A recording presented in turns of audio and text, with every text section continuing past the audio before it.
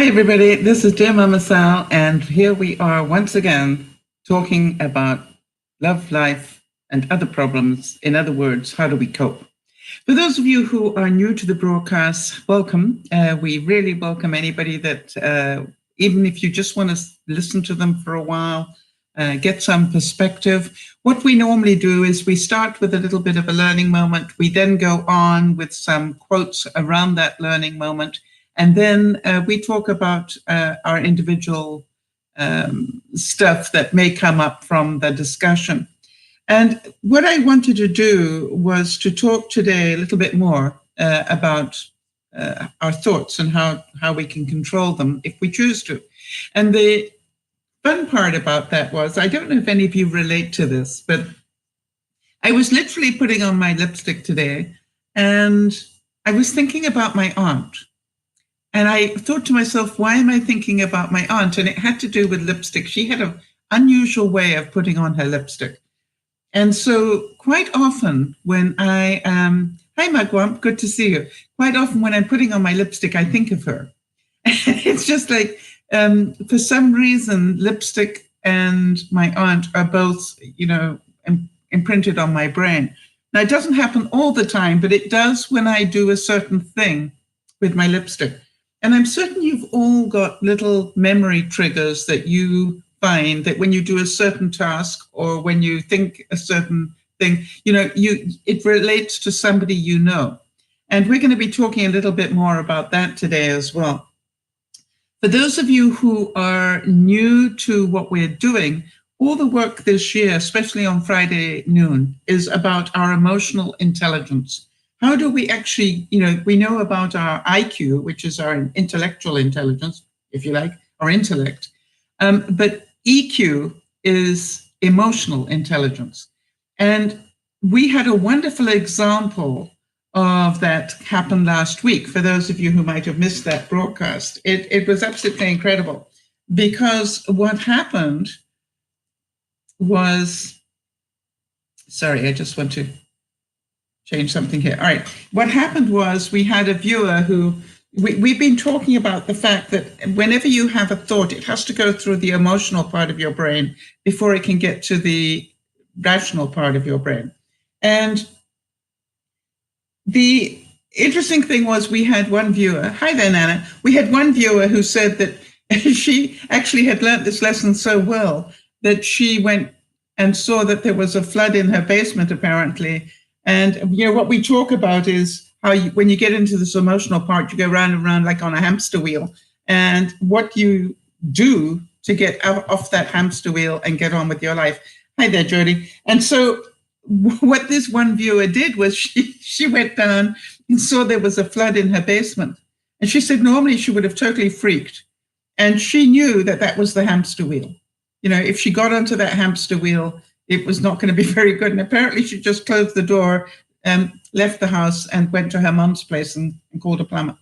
It was just like completely different thinking. And she said, I can't thank you enough for teaching me this. So this is all about how do you get out of emotion and into your rational mind and therefore back into today's reality. So a couple of things, some of you may know. Yes, it was Benji's birthday on Wednesday. Yeah, Wednesday. Thank you for thinking of that. As some of you know, I've just come back from visiting Benji, Judy, and the girls, and it was a great trip. The interesting thing was that little Kira was sick. And apparently, it had gone through the various stages from Juliana to Mia and then on to Kira. And I didn't realize what they had done. Oh, well, happy birthday to you, Beth, for Thursday. Well done. So what they had done is they had kept Kira away from me because they didn't want me to get sick. Now, how thoughtful was that? But when I realized that they had done that, and luckily it was very early on the visit, I actually said, Judy, think about this. And Benji, I thank you both for your consideration. But as long as she is in contact with you, you understand if I'm going to get sick, I've already got it, because I'm so close to you two.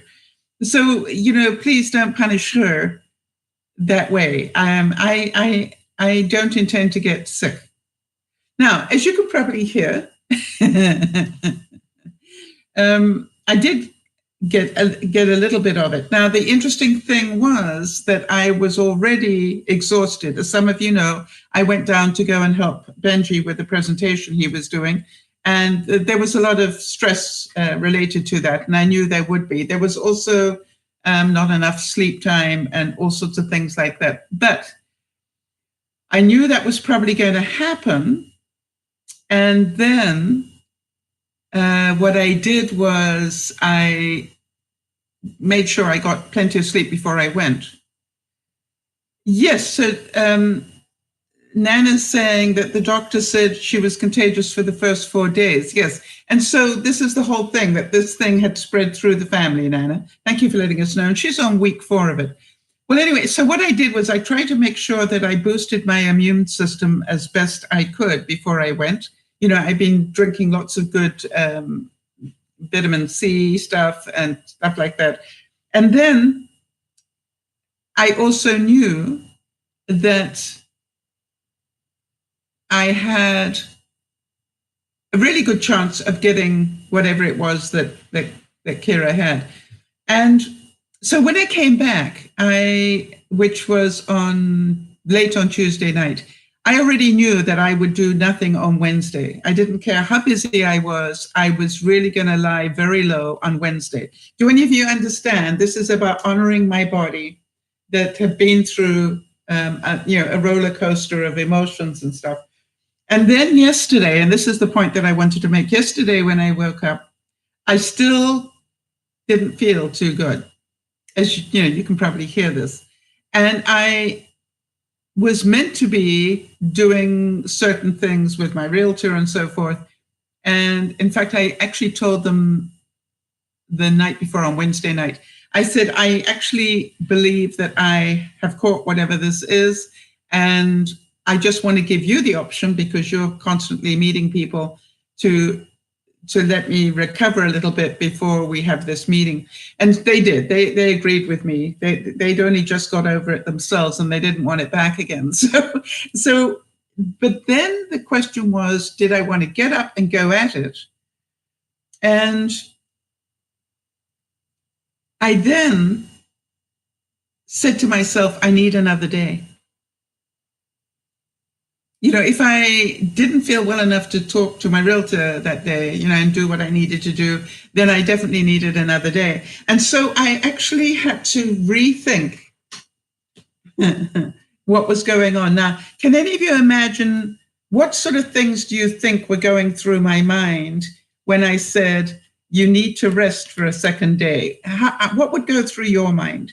What would get in the way of you doing that? Let me ask it that way. Because what I want you to see is all of this is relevant. And for me, the number one thing, that's interesting. Thanks, Beth. Beth is saying, this is Simple Lee, Beth. That's not our regular Beth, right? And what she's saying is guilt. How many of you relate to that one? The number one thought is guilt. I should be doing something else. All right, so Jody is saying her number one reaction would be anxiety over her never-ending to-do list. It's the new Beth. Okay, can we call you the new Beth? Beth 2, as opposed to Beth 1. But welcome. And what brought you in today, Beth? Good to see you. All right, so do you understand that guilt, anxiety,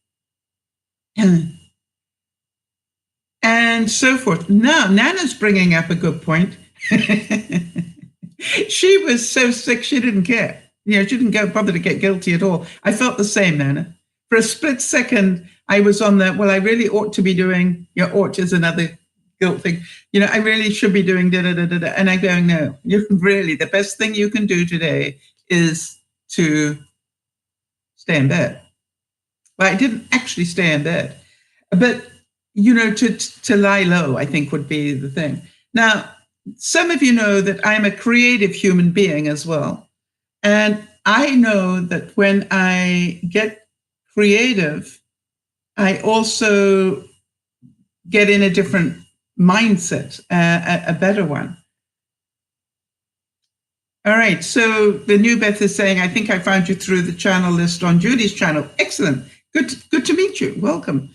And so what I did was I said, what if I relax today, but when I do feel up to it, what if I were to do something creative? How many of you can understand? I am now trying to put lots of pluses into my reality. I'm going to rest. I'm not going to worry about all the things I should be doing. And then I'm also going to do something creative to get into my soul time. And so what I did was I actually didn't want to mess up the house too much, but I did want to do something creative. And so I made a couple of trivets. I like to do that. So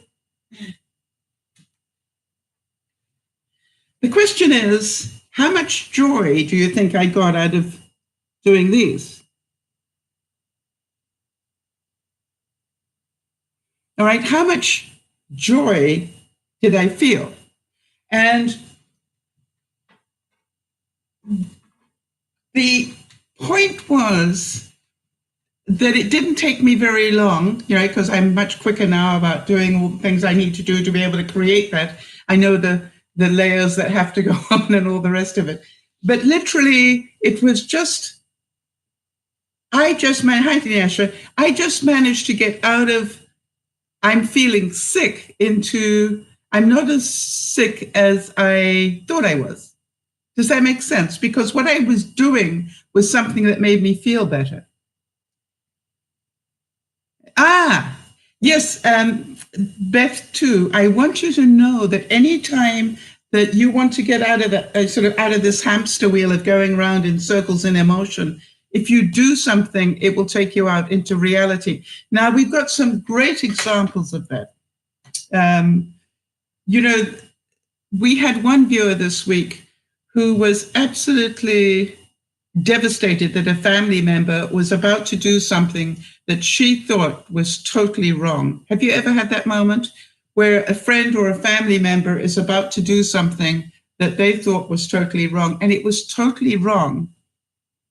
And it was serious. It wasn't a little thing. It was a serious thing. And what it was around. Hi, Ange. Good to see you. And what it was around was the fact that somebody in her sphere of influence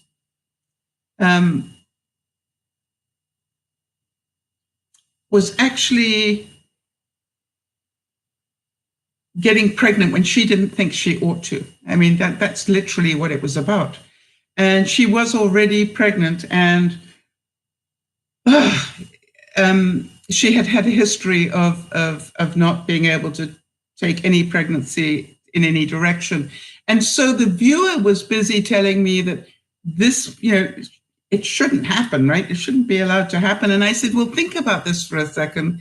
Do you think that that your government should mandate that people with this, and it was about a mental capacity as well, that people with this mental capacity should not have children? And it's an interesting question to ask because it's pretty in your face. And I said, because as far as I know, in most laws in civilized countries, if you're an adult, you get to choose that. It's not about right or wrong. It's about a choice. And then I was talking to her about, and I really, have to say this, all of you who have great faith, you actually have an advantage getting out of emotion. Because those of you who have faith of any sort, it doesn't matter, what faith you have, you can let go really easily and let God, all right, whatever that God is you perceive. But the interesting thing is that you have to look at it and go, what is it I need to let go of? What is it I need to let go of to be able to move away from the hamster wheel? And quite often, if you have faith, you can let go of the need to control it, and you can let go and let God. I think that is an expression that gets said a lot. I can stop trying to control the situation. I can move away from it. All right, I'm just reading a thing here. Yes, absolutely true. Beth, too, you are absolutely right. Beth, may I quote you on this one? Because I don't know you well enough to know that I'd like to get permission to quote you. All right, so Jody is asking, how do you let go of those? Okay, so let me get back. But Jody, ask me that question again if I don't get back to it, because it means it went out of my mind. All right, so Beth too is saying, recently, I've been hearing from various sources, actually, that instead of allowing the anxiety to win, just commit to doing the smallest thing, the first next step. Read one more page or put the workout clothes on. All right, so do you understand that? That's doing something, Beth, too.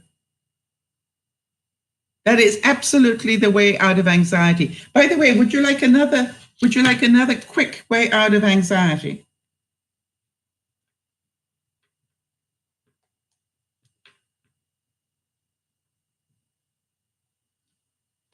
Okay, hang on a second. I want to make sure you get this one big time. It's a creative moment. Count. Did you know that? Hi, Sakura. Hi, Jonas. Did you know that, Beth, too, that if you want to get out of anxiety, do something that counts. Don't try and climb the mountain, just do something. Yes, Beth, too. But here's the thing. If you can breathe in for 5, hold for 5, and let go for 5, we all do this, right? Like this.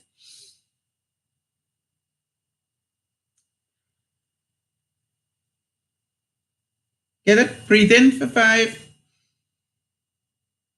Hold. Exhale. The fact that you are counting puts you in here.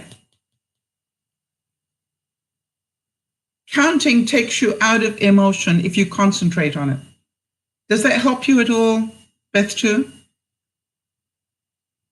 So before you put on the clothes or whatever, make sure you count. It'll give you that moment. Also, if you can feel you're in anxiety, that means,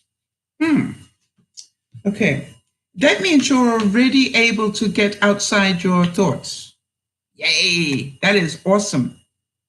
All right, because that was a trick that somebody once taught me, Beth, too, was that whenever you get caught up, get outside your thoughts and look back at it. You know, and ask yourself, if I was watching my best friend go through that, what would I be recommending they do? Definitely don't stay in that emotional hamster wheel. It's so painful. And so this is really good that you can actually already see you are in emotion.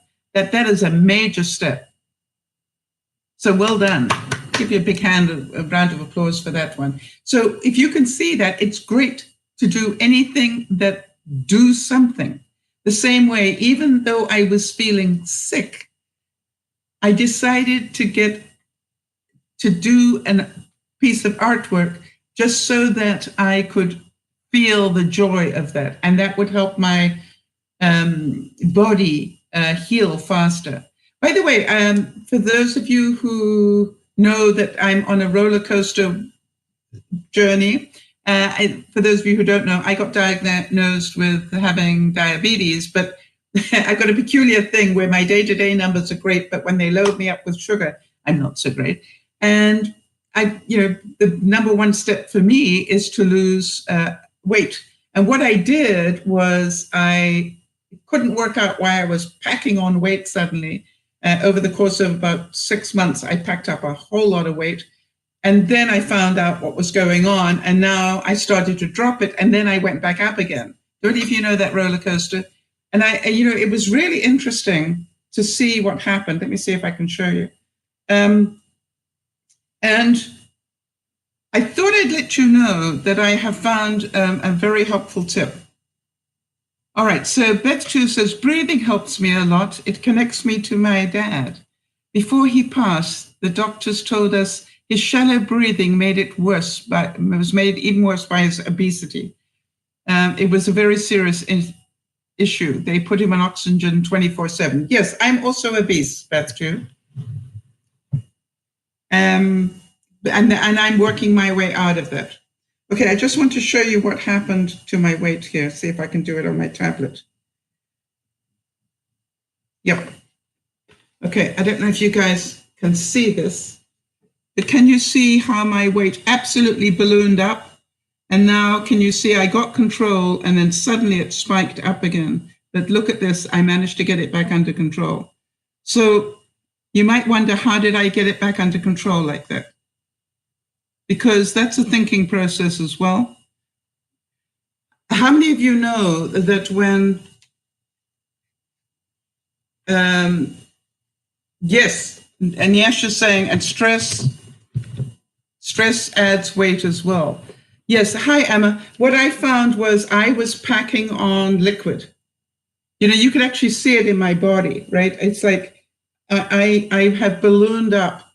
If you even look at my finger, whoops, you can see it, right? This is like I have packed on liquid everywhere. And so obviously I need to do something to help my body get rid of stuff. But one of the things, have any of you heard about this new thing about drink celery juice? Wow, Emma's watching from her phone. Yes, isn't that amazing?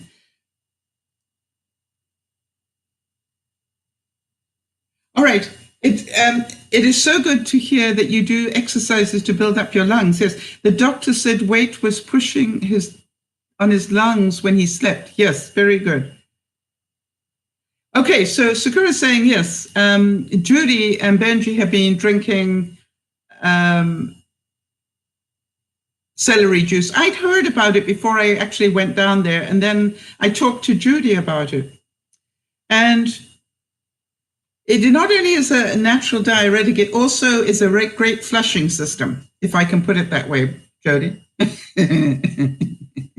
You want to flush your system, drink celery juice. Now, what I've actually done is, because I really don't like straight celery juice, it doesn't taste good to me. But what I found out is if I do a little bit more cucumber, which is also a water food, and celery, I can drink that. And I drink sort of a glass about this big of it before my first cup of coffee. Do you know, before my brain is even functioning? Do any of you relate to that? That, it's like I am actually awake enough that my eyes are moving and my feet are moving, but I am not awake yet. Do any of you know that sort of zone? And I sort of stumble my way to the coffee machine, but I am teaching myself. I make a mason jar full of that mixture. But I want to tell you something. I have dropped 3 pounds already doing that.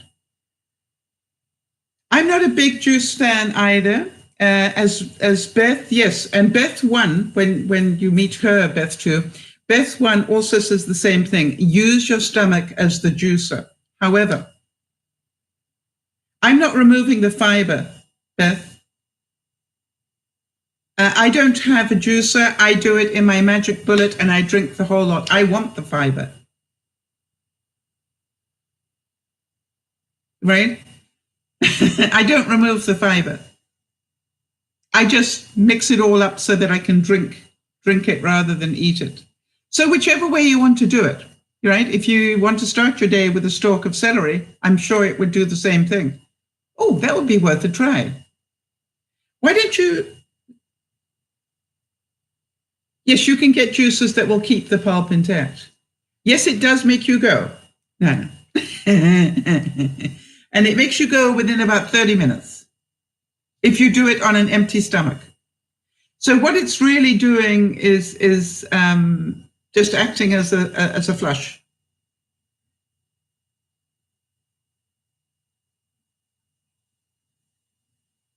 Yes. So,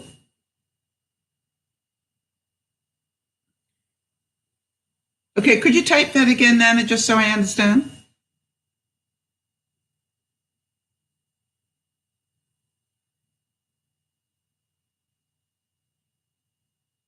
Yeah. So the thing is that it's really important to include fiber. Now, before I went away, I was including fiber tablets and all sorts of things that I was trying to lose weight. I want to tell you, oh, not for you. Okay, then that makes sense, Nana. Sorry, I couldn't work out what that was. Yeah, okay, so that is great. That probably means you've got a lot of the right foods going into your system, Nana. So I'm happy that you're happy. But those of you who want to lose some weight, think about it. All right. By the way, it literally doesn't have to be a whole lot. I probably drink about this much. You know, in other words, about 3 good gulps of it. And then immediately, I have my coffee ready, and then immediately drink my coffee, which also is a diuretic, of course. So I thought I'd just let you know, and I'm going to keep track of how well I do with that. So yes, and Nana's saying she dropped a lot of weight with the cold that she had. I thought you had something way, way worse than a cold. I thought you said you had bronchitis.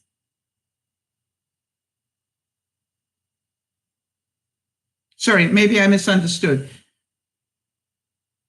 Or did the cold turn into bronchitis? Yes, yeah. You know, with all due respect, bronchitis is not a cold, Nana.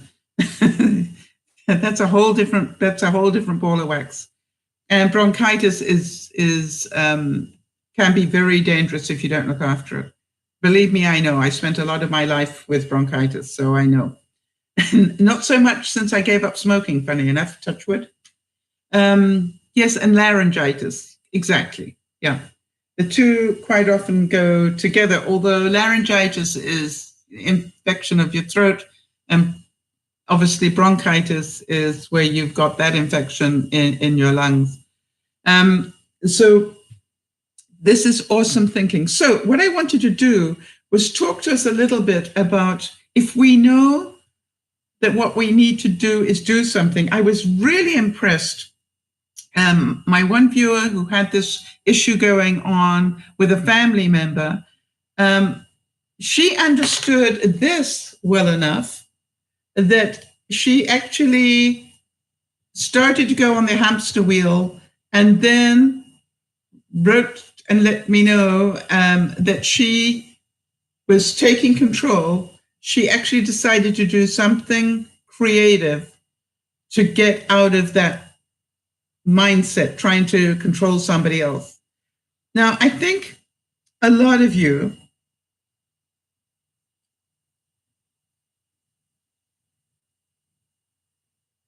Beth, Beth, Beth is saying, I feel like I may be at least partially responsible for getting you off track. Beth, I'm a big girl, all right? And I've got Jody looking after me, and Jody will make sure I get back on track. But I appreciate it. But, you know, part of what we do is I believe that that particular thing you were talking about is relevant in terms of what we talk about. Yes, how many of you have lost your voice to laryngitis? And so let's think about this. That would be really important for me as a broadcaster, or it used to be really important for me as a speaker, if I thought I was going to get laryngitis, or very important for anybody who needs to communicate. But, you know, I can remember doing a major speech with laryngitis once. And I actually turned this negative, oh my gosh, I won't sound very professional or whatever. I turned it into a positive. And I said, you will all notice I have this incredibly sexy voice at the moment. I don't normally have it. You know, I have laryngitis, but luckily I also have a microphone. And I did this whole incredible speech with laryngitis. And so, you know, I was past the stage of being contagious, but, you know, it was like, what can I do? The other thing is, you learn that Cepacol is your new best friend because it anesthetized your throat. And so I was able to talk, but, it still had that rasp to it. And I don't know about you. I quite like the sound of that. You see, it's what you think in your mind. And so, goodbye, Nana. And so to me, yes, it's that raspy voice, the wonderful sounding voice.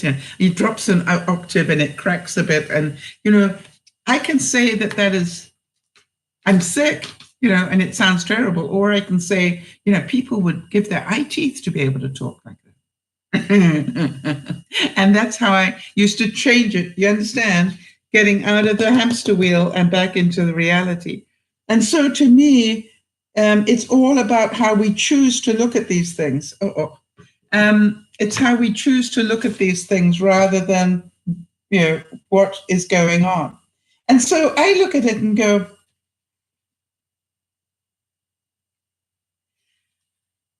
how many of you understood what I was talking about when I was putting on my lipstick and I automatically thought of my aunt? How many of you have noticed that you've got memories that are linked to certain emotions?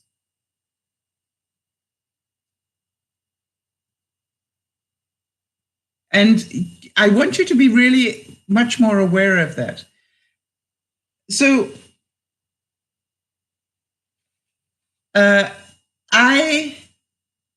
I want you to be aware that we have got these incredible links in our mind, and some of them link to happy things and some of them link to sad. And one of the things that I have to tell you, I don't have to, but I choose to tell you, is one of the things I choose to tell you is the amount of emotion you stay in is your choice. Okay? Now, I was talking to Jody about this earlier, but how many of you would like me to talk a little bit about how do you get out of emotion? Hi, ML. How do you get out of emotion if a catastrophic thing has happened? For example, I've got a couple of viewers at the moment who have just, recently heard that people they care greatly about have got cancer. Would any of you like me to talk about that issue? How do you let go of the emotion attached to that? And is it possible? What do you think? Or,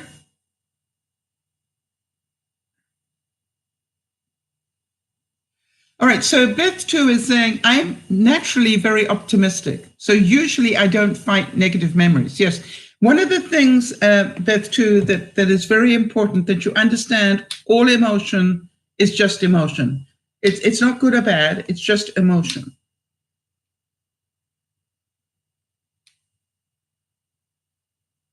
Right. So Sakura is saying it is possible. I did the breathing and prayed until I got hold of myself. Yes, that is absolutely right. It's about controlling yourself. And how many of you know that you spend an awful lot of wasted energy trying to control, like this, trying to control other people by saying, what they should or should not do? I want to tell you, if you could take away your need to control others, and that would be by reading the Serenity Prayer rather often, please understand that Serenity Prayer. God grant me the, somebody help me here, to change the things I can, and let go of the things that have nothing to do with me.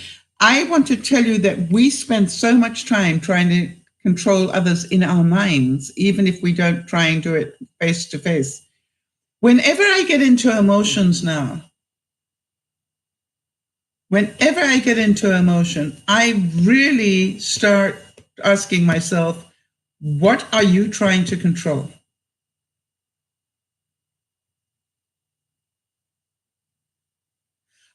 That's interesting. Niesh is saying, let me just read what she said.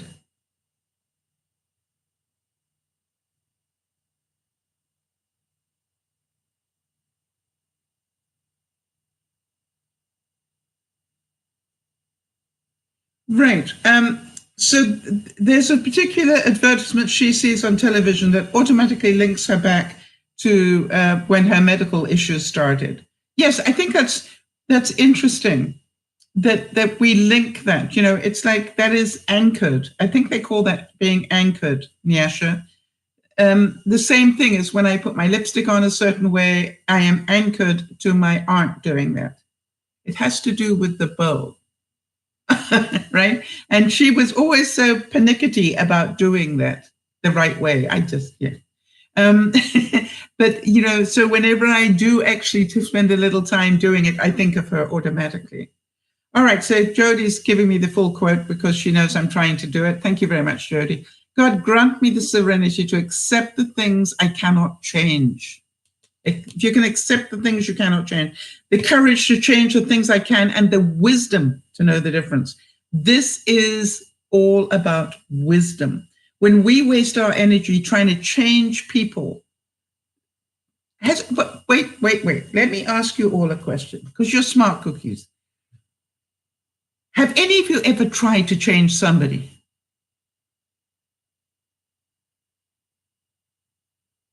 Have any of you, it's called an anchor, Nyasha.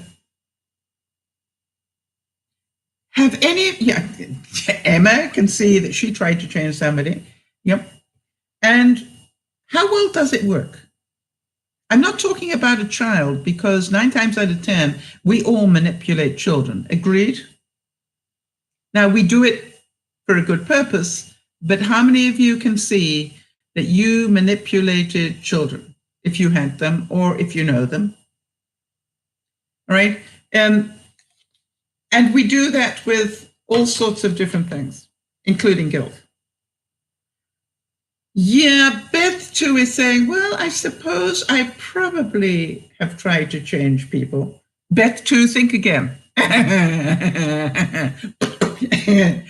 All right, Beth too. Probably.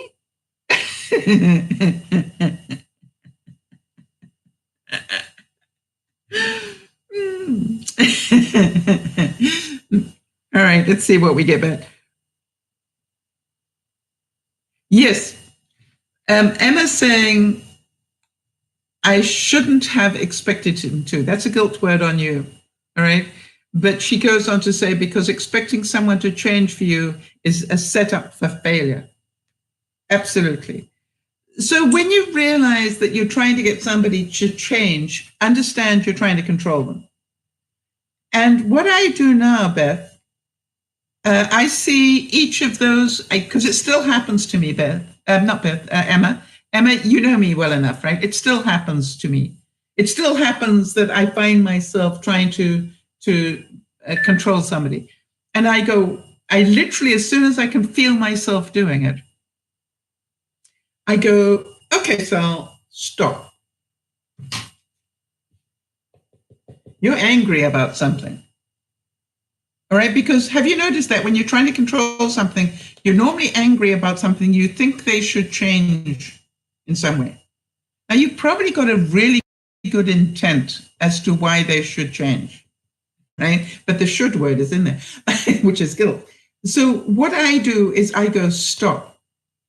What behavior is it I am trying to create in the other person, and why?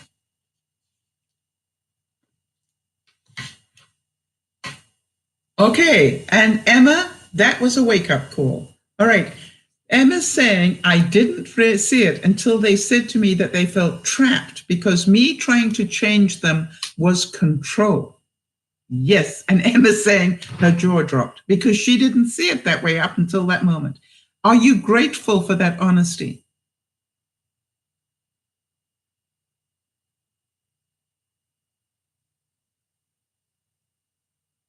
All right, because I want to tell you, I can remember somebody saying something to me once, Emma, when I was doing the same sort of thing, and somebody turned to me and said, you know, I never saw you as a victim before. And I went, what?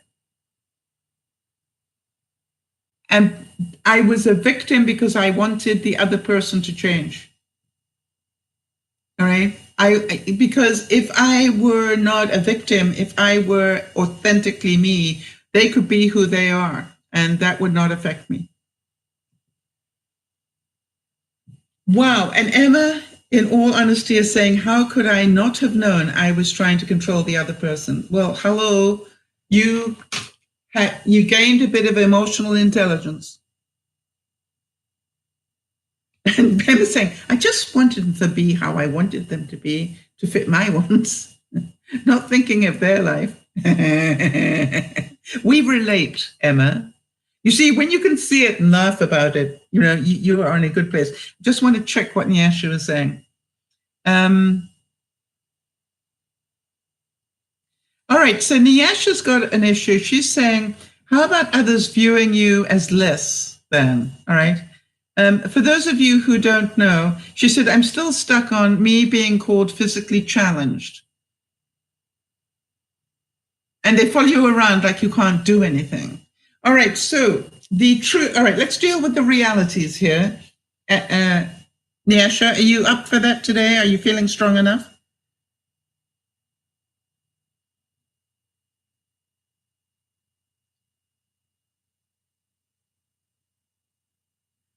All right, so Amel, just hold, Jody, if I don't get back to Amel's question about being lazy, please remind me.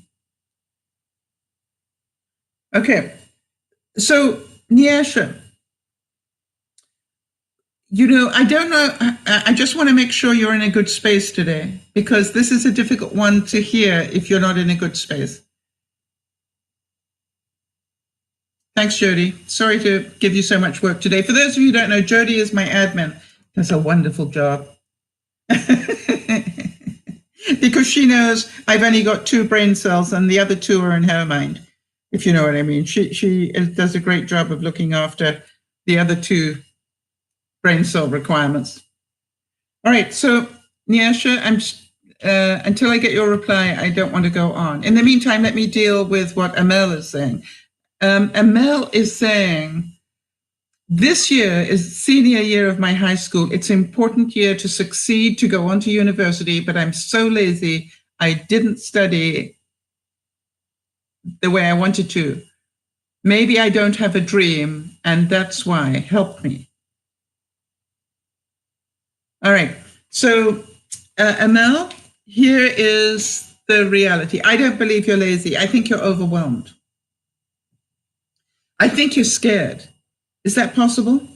You're scared that you won't do well, which is an emotion. So then you justify it by saying, well, I don't really want it anyway. I think that's BS. That's the story you're telling yourself. Am I correct? I mean, if you get really honest with yourself. Sorry, my eyes are weeping.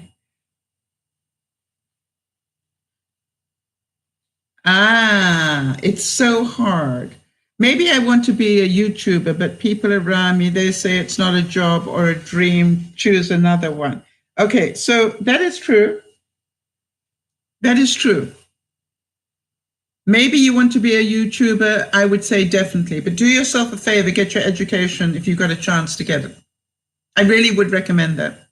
The reason is you can always go back to being a YouTuber if that's what you want to be. But most of us only get one opportunity to get well educated. So if you have that opportunity, I would take it. All right?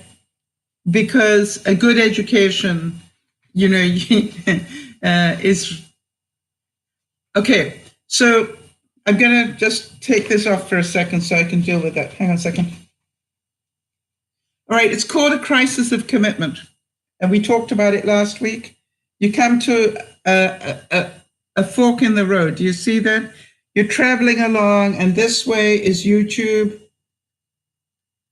and this way is university. All right, now then, what appeals to you about doing YouTube? You tell me, Amel.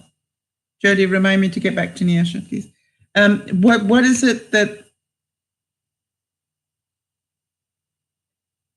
appeals to you about doing YouTube?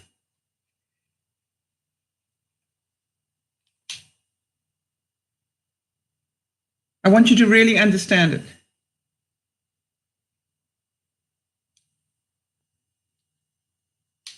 Beth, you're absolutely right. Beth is saying, what is that word lazy? I've never seen it used in that way. That doesn't sit right with me. Just take a breath. That's true. You should. We're always doing something, dreaming, worrying, hamster wheeling, not lazy. I totally agree with you. All right, so Mel's saying she loves to talk in the camera and she loves to blog. How much of your time are you spending doing that?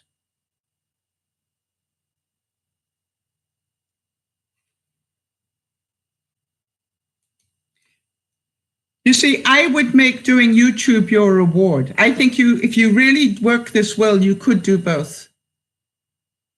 All right. But this, I also want to tell you the reality. Do you think you want to do YouTube to make money, or do you want to do it for what is your reason?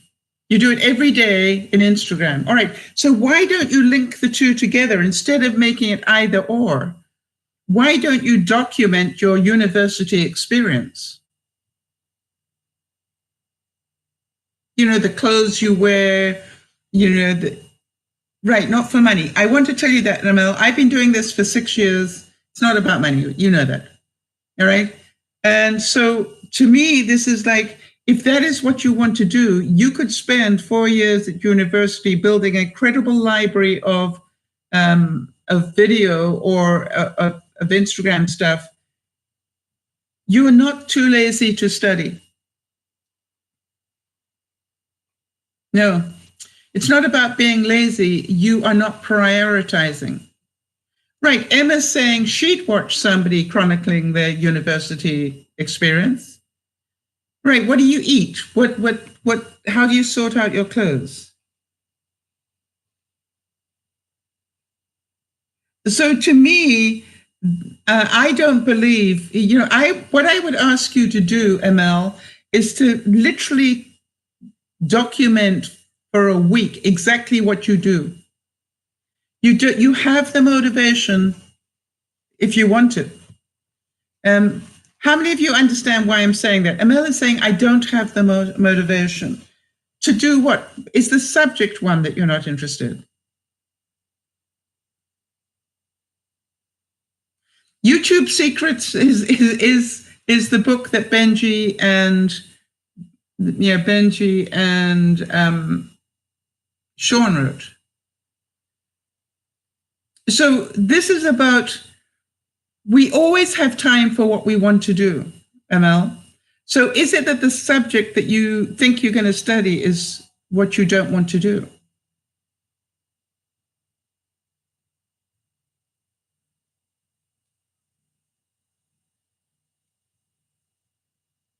By the way, for those of you who want that link to Benji and Sean's book, it's in the description below on the replay of this. It won't be there now, but it will be when I put it up on the replay. You see, I want to tell you something. Yes, that's what I'm saying. Sean and Benji's book will explain to you how you can have it all if you want it. It's just a matter of prioritizing your time. What are you going to study in university?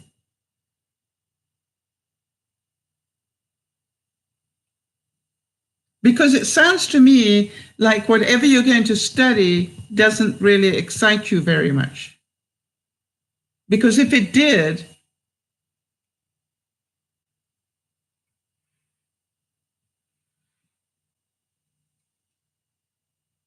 all right. Do you all understand what's happening here? You see, the reason this doesn't have much oomph behind it is because Mel doesn't know what to study. Well, what if you studied, you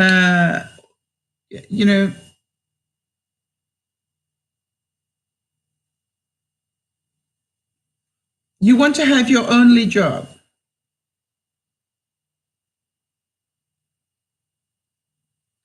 Okay, so how many people do you think are successful at YouTube? And what does success look like?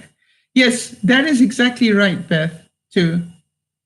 What if you went to university to study film production, photography, anything that would help you end up being a better YouTuber?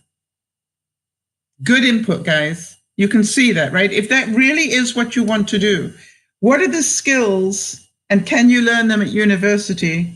That means that by the time you come out of university, you are a top-rate YouTuber, not just a little bit.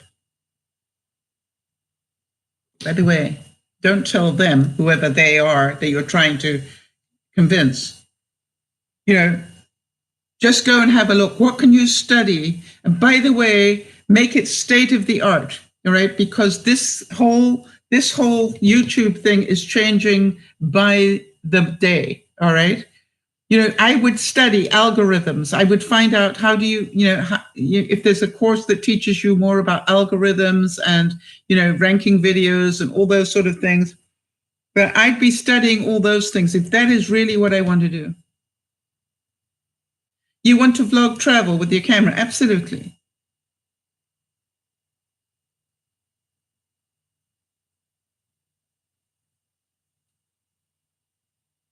All right. Beth too is saying, think of how many YouTubers you watch go to university. Exactly. If you want to travel around the world, be good at it. Don't just do it like a beginner. The problem is I don't speak very well. Do you know something? My first videos that, if you go back to my original videos, I didn't speak. All right. I just made them informational. And in fact, that's really important. But you're creative, Amel. I know that from knowing you. You could put incredible pictures to music. And be very successful. But learn the art of taking incredible, beautiful pictures. All right. And just put them to music. People are always looking for meditation type music. All right. I want to get back. Do you understand what we're saying here, Amel? You can have it all.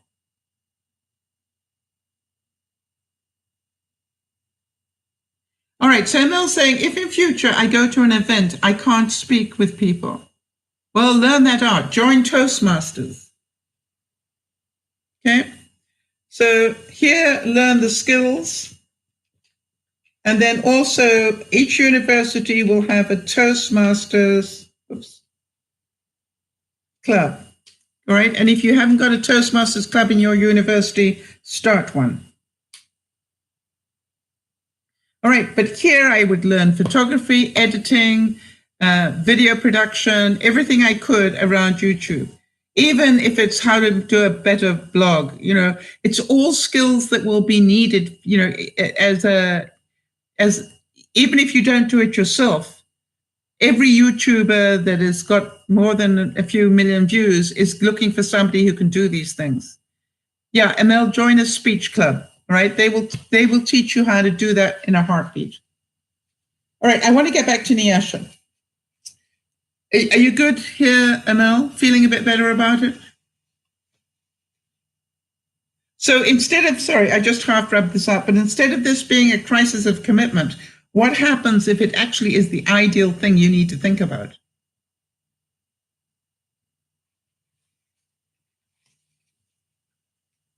Right?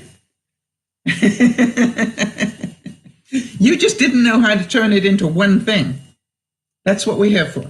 All right, now let's talk about Nyasha. Nyasha is saying that she's got history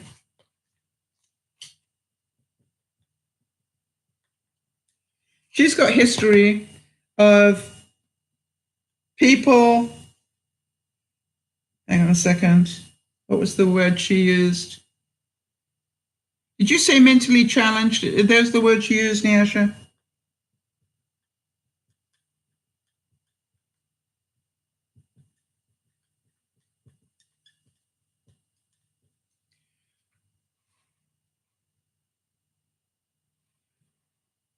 Yeah, university has many doors indeed, Emma. All right, so Nyasha, I want to make sure that I got the wording as you said it. Did you say that you've got history of people calling you mentally challenged? And it follows you around all the time? By the way, in case it's important to anybody,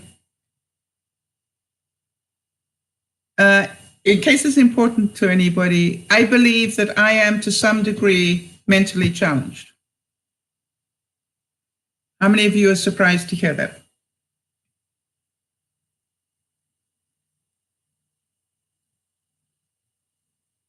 You're physically challenged. Okay, I'm physically challenged now as well. Okay, hang on one second. Thank you. I just wanted to make sure. I knew it was something challenged. I just couldn't remember. So let's get that on there. Okay, so here is the question. Is that the truth? Are you to some degree physically challenged? You see, I am, by virtue of my age and my obesity and all sorts of things. To some degree, I am physically challenged, and I'm okay with it. Jody is physically challenged. Lauren is physically challenged.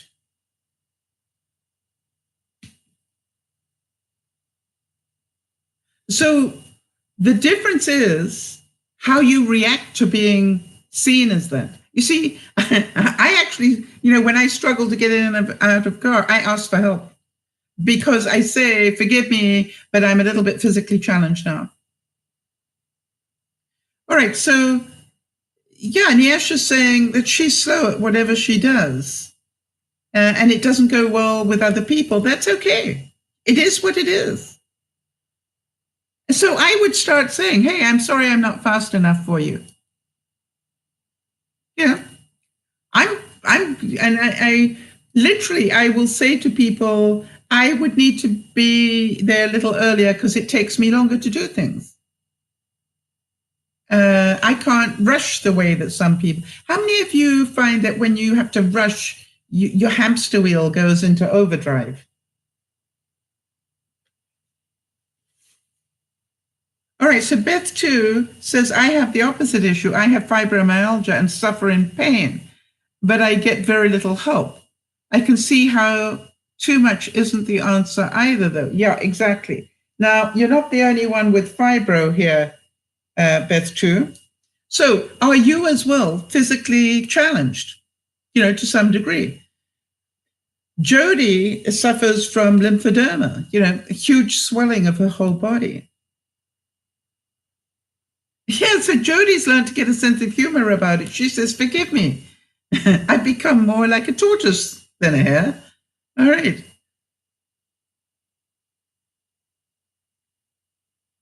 Right. That is your perception. You see, Nyasha's saying, I don't view myself as that. To me, it's like singling me out as someone who isn't worth it.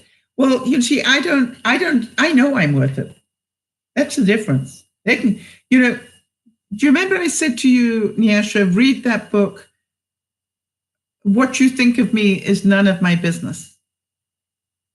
I think I even gave you the link to it. Did you read that book? Jody, I'm pretty sure it's already on my resource page.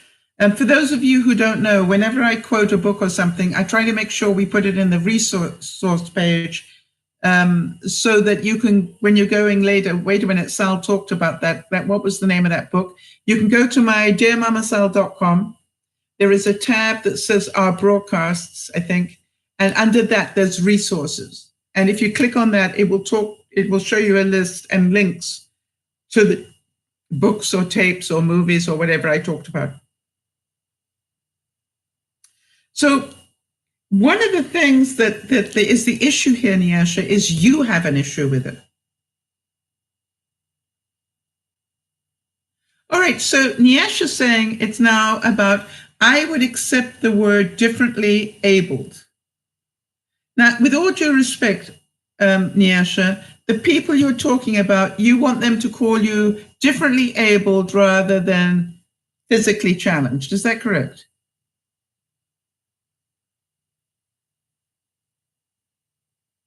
You see, I want to tell you something. I think if they're the people I think you're talking about, and I don't want to talk about that publicly, but if you were talking about the people I think you're talking about, they're never going to call you differently abled. It's not within their ability. The main thing is, it's differently abled, all right? I know that You know, physically, I might be a little bit more challenged than I was. Mentally, I am more challenged than I was. I don't mind those labels anymore, right? I am who I am, and I'm pretty darn good with a physical and mental disability.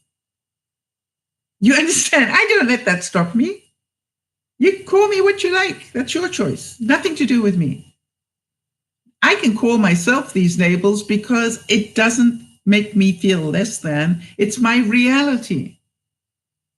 I don't feel less than. You know, if I travel with Benji, you know, he's a 35-year-old running like an Energizer bunny. And I'm the tortoise trying to follow him. So guess what? I don't try and follow him. I say to him, you go right ahead. I'll meet you there in my own time. All right. I don't try and keep up with him. Or I ask him to slow down. And if, you know, we're planning to go somewhere together, I will say, have you left enough time for me to do that, not just you?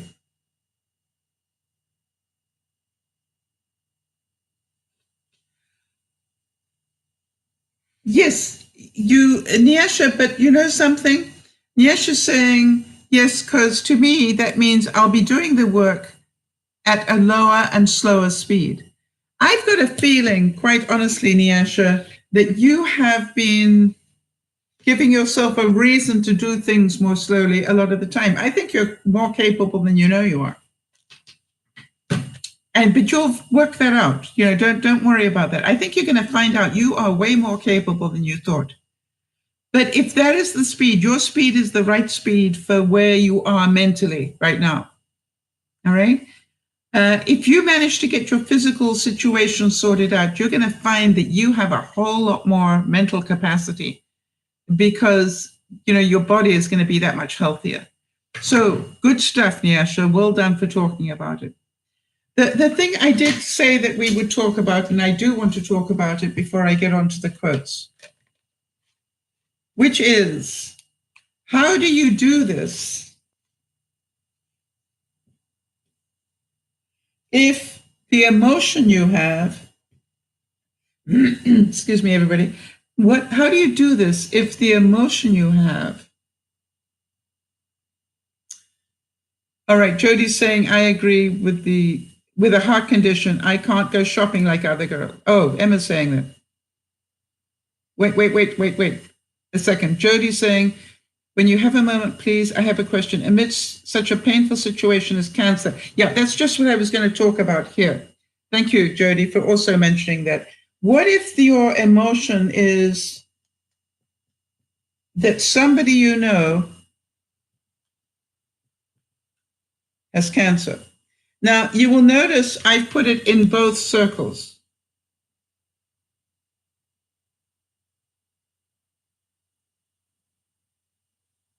Okay? The reason is this is the reality. The reality is there is cancer in the family or in your body or whatever. That is a reality. Okay. But also, is cancer an emotional price to pay? And I say that because what happens to us when we hear that somebody we love has cancer? What is the price? It's emotional stuff. What emotions come up for us?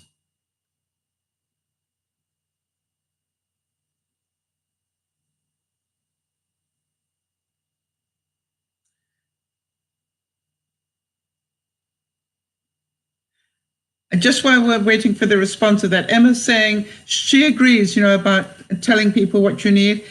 With a heart condition, I can't go shopping like other girls. I remember sitting at the top of a shop on the shop floor and telling them, just you keep shopping, I'll be up in a minute. Yes, she knew she needed to take a break. Yes, Nyasha says, I can do it. I just get tired a lot and my boss does not understand or refuses to. That is your reality. And I would just say, hey, I'm sorry that I can't work as fast as you would like me to. All right, I am doing my best.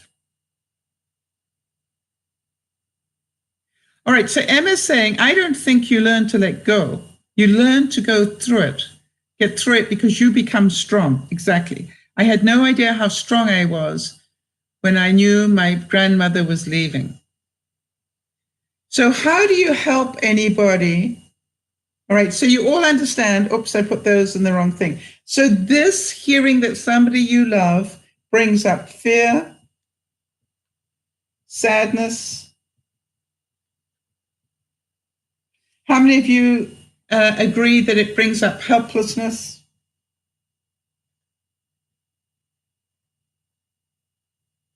Right, you feel helpless? Right, it brings the diagnosis isn't just for the person who's got it, it is for the whole family. Now, if you really want to know how to deal with this in a big way, I will tell you, but you might not like it.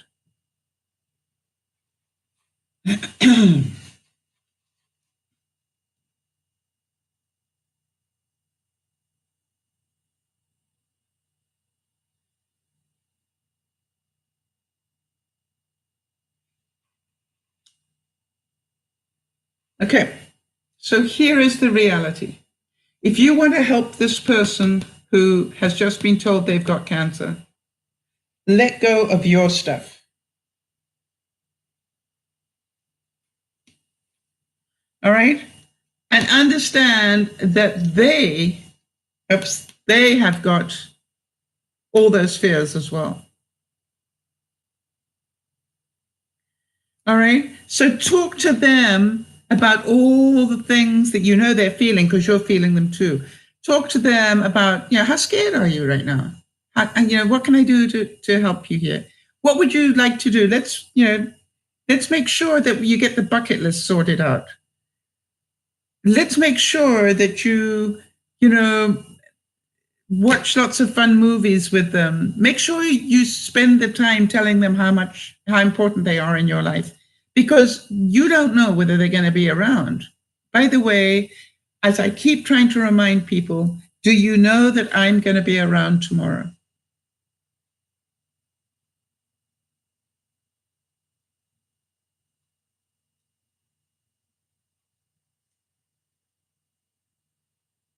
All right, so Emma's just saying, just listen, I guess. I agree. Listen and get them talking, all right? I know she has multiple sclerosis, isn't cancer, but a diagnosis is devastating. I learned to listen rather than do the talking, being there when they needed, not forcing them. Yes, exactly. Making sure that if it's somebody that you can visit, all right? And make sure that you visit and that you do fun things with them. All right. If they've got MS, did you do? Yes, there are phrases like after diagnosis, denial, anger, sadness, depression, all those things. It's part of the cycle of loss, Emma. Right? Those are all the things that Elizabeth Kubler-Ross talks about, the cycle of loss.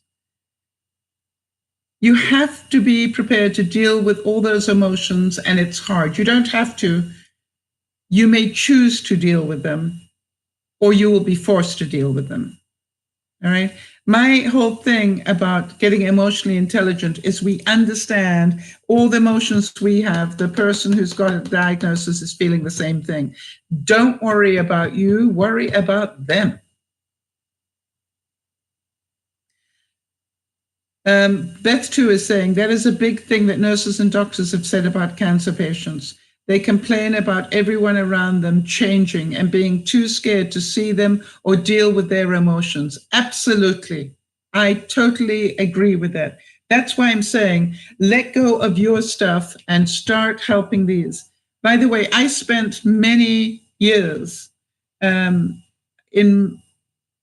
going and visiting people in the cancer clinic with brain tumors, people with brain tumors. Why? I had the ability to make them laugh. All right. I made a point of doing that.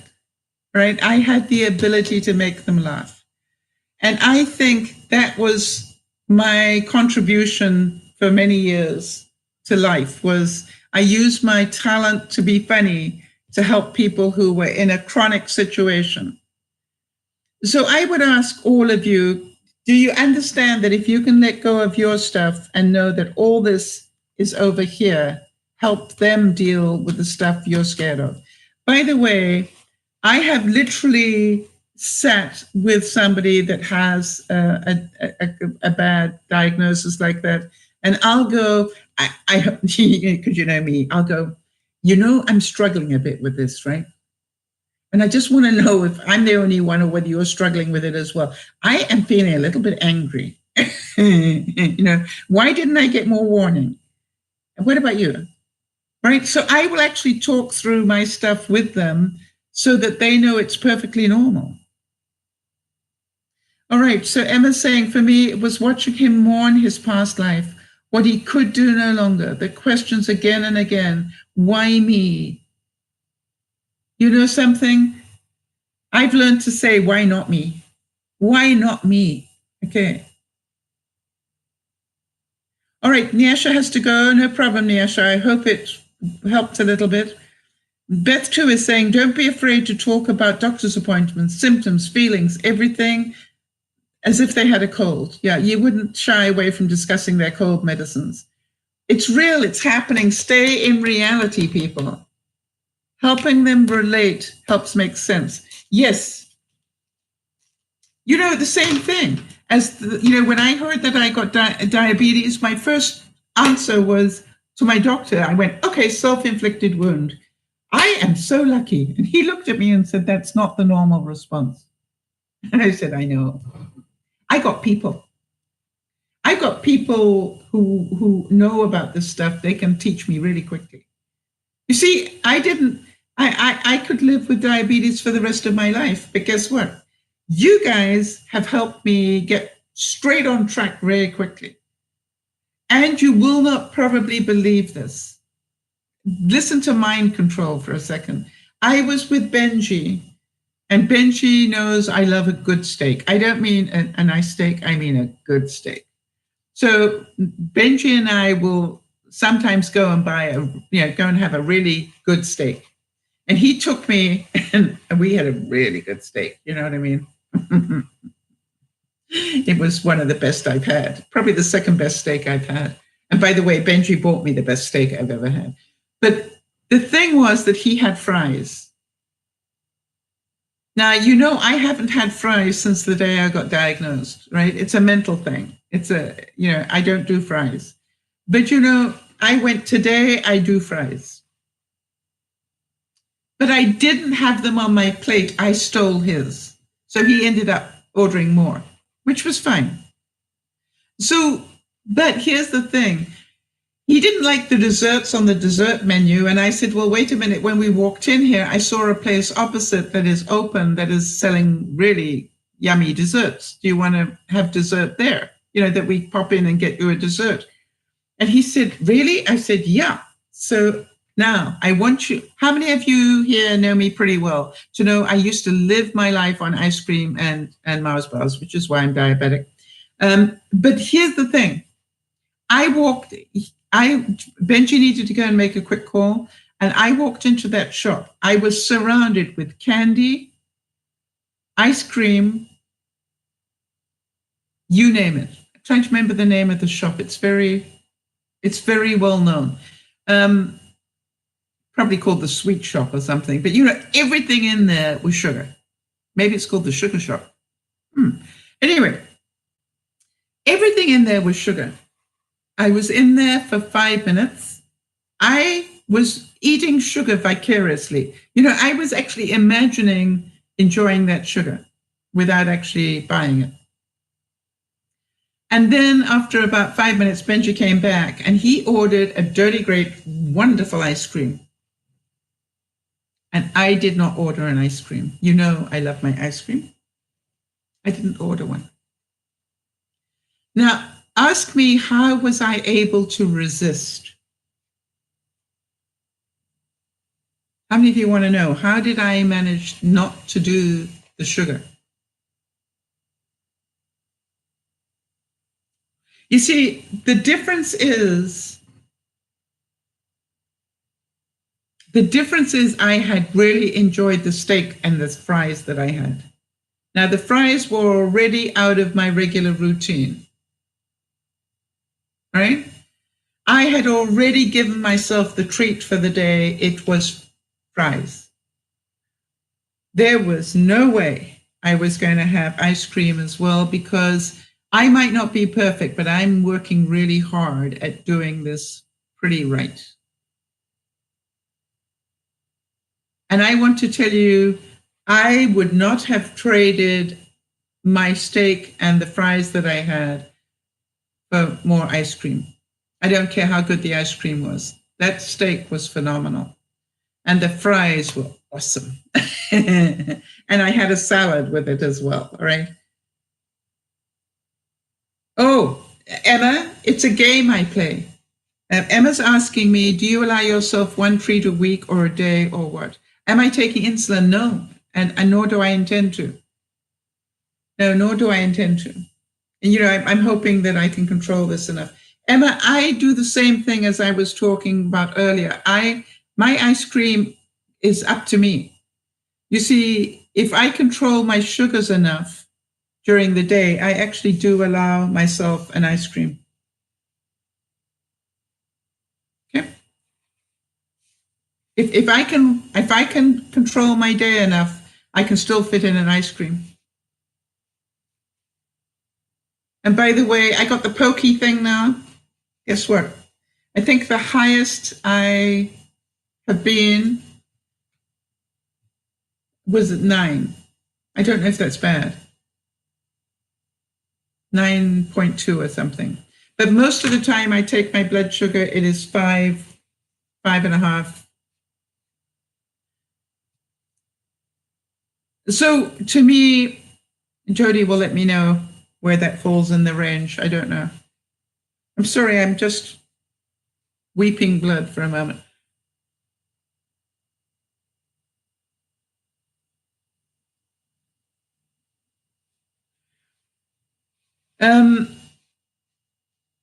Yes, you see, to me, Beth is saying something good. That's the motivation, Emma. Don't get to the point where you have to deal with insulin shots. Right?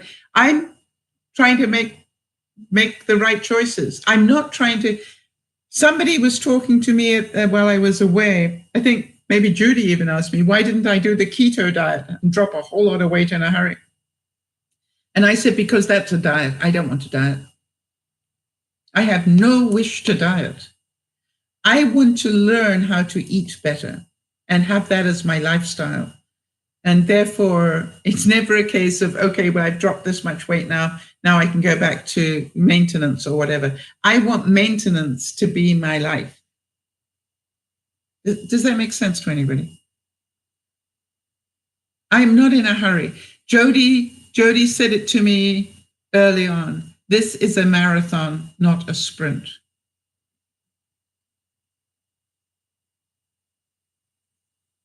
All right, so Jody is saying that is a pretty standard post-meal reading, all right, the 9 point whatever. All right, so that's 1.62 on her meter. Okay, I'm sorry that I'm doing it in Canadian things. Yes, Emma, and Beth too is saying, Emma, just learn your body and find self-control because you love and care for yourself and want to live life. Exactly. Sugar has been the best relationship I've ever had. Emma, look at me. Mine too. But you know what? I'm learning to have it as my little moment of reward when every now and then. Not that I live on it anymore. And I want to tell you, if you could have watched me even with the fries, because I know the fries are going to convert into sugar. I enjoyed every one of those fries that I had, Emma, and I probably had 6. You know what I mean? I was literally drooling with each of the fries. I think the thing that has been the biggest learning lesson to me is that everything just about has sugar. All right. The sneaky carbs was the best, very, very biggest shock to me. How could a prune be that bad for you? when we'd always thought they were good for you. How's that possible? I was quite angry about that.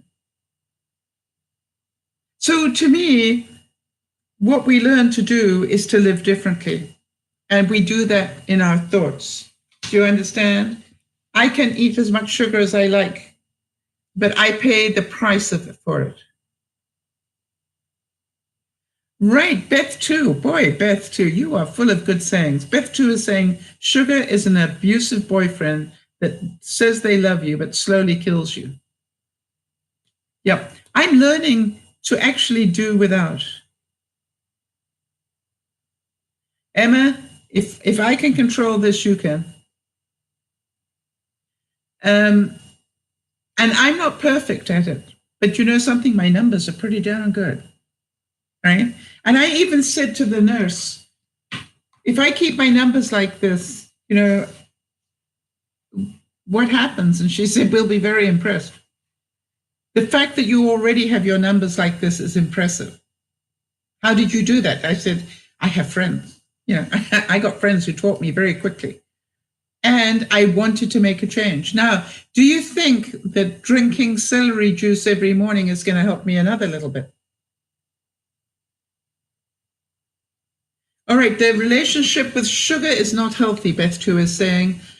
It's not a healthy relationship, no matter how sexy it seems much of the time. I agree. But what I've learned, Beth, is that I can play with it. All right. For example, I don't have real sugar in my coffee, but I sprinkle stevia on top and it works for me. It still feels like sugar to me. I will make myself. Oh, do you all know about sourdough bread? Has anybody got a computer up? I don't want Jody to try and do this on her phone. Is anybody watching me on a computer?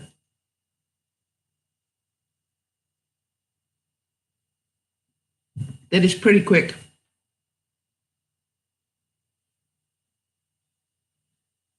All right, Emma, did you know that sourdough is so much better to eat than regular bread? Yes, I'm making my own sourdough starter and I make my own sourdough as well. Because sourdough, wait a minute, maybe I can do this. Hang on a second.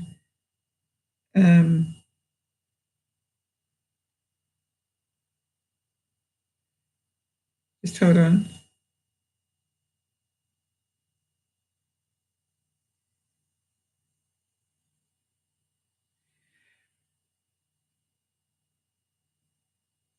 All right. Do any of you know the expression, the glycemic index? Okay. Glycemic index is, I think I'm correct in saying, basically the higher something is on the glycemic index, the more likely you are to have a sugar spike. Sourdough is way low. Oh, I know how I can do it in a hurry. Hold on one second. Where's my Fitbit thing? There we go. Just bear with me.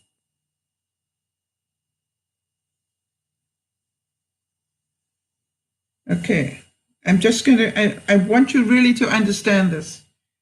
I'm going to put in one piece of bread, white bread.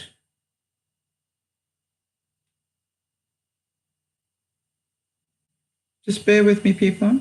It's really important. You won't believe the difference here. Helps if I could type properly as well. All right, Jody, I need your help because I can't do this. Oh, I can do it this way. Sorry. Hang on a second. I just can't type on my tablet being sideways. I can do this. Just bear with me, people. Food.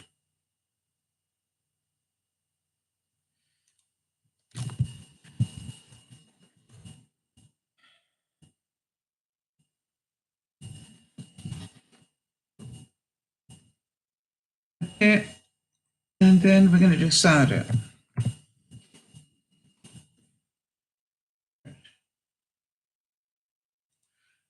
All right, so here we go. White bread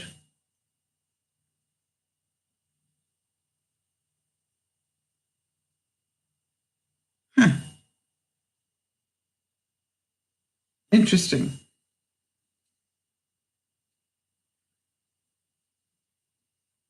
Now, for some reason, this isn't saying the same thing. This is saying that they're about equal. That sourdough bread is slightly higher in calories, but it's higher in fiber. That's the important part. So what I was told, Emma, is that whenever you need to eat bread, choose sourdough because it's lower on the glycemic index. All right, Emma's saying, yesterday I didn't have anything to eat for a while. I was hovering. I fell over. I couldn't think. Didn't know where I was. I crawled to the kitchen and ate some grapes. Good. All right, so this is, you have, a situation where, you weren't eating regularly enough. Are you pre-prepping your food, Emma?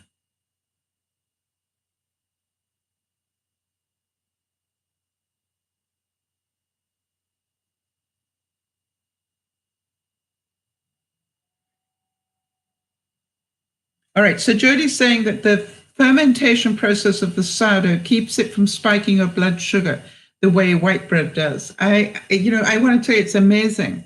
And you remember Nana was saying that she's even having sourdough muffins now. Based on the research I've seen, regular non-sourdough white bread is 71 on the glycemic index, and that's high, while sourdough bread has a glycemic index of 53. That's low. All right?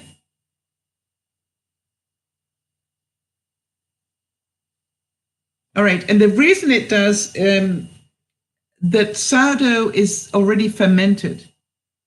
All right, so the sugar is used in the fermentation of, if you just, have any of you done this? You literally just mix up some flour and water, like equal quantities, mix it up and put it in the fridge.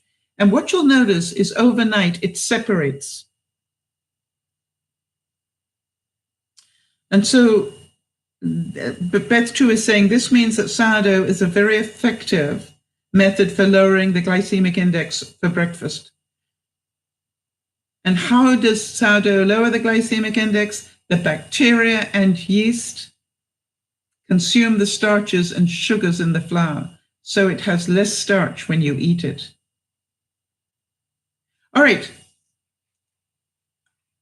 All right, so here's the thing that I was taught by Jody. Do you have string cheese, Emma?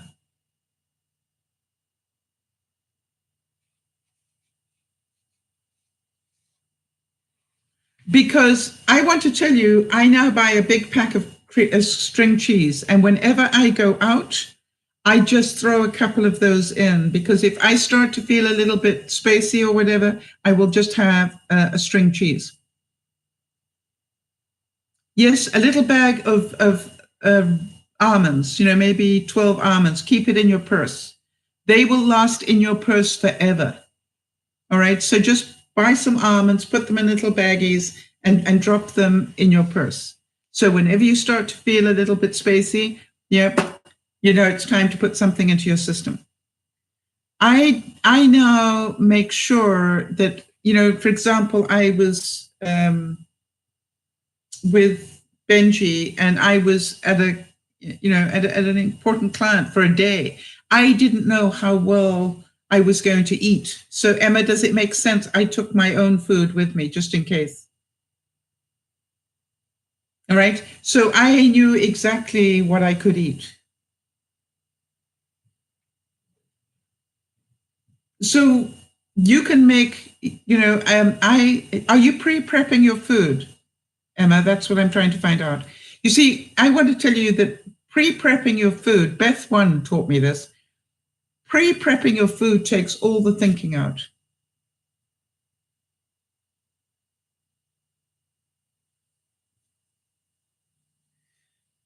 All right, so Emma's saying, college is a nightmare. They make something new every day, brownies, cake, whatever. Yeah, it doesn't mean that you can't have them. Emma's saying, I need to find time to prep. If I'm not looking after my son, I'm studying. Okay, here's what I do. Here's what I do. What I do is while I'm cooking one meal, I am pre-prepping others.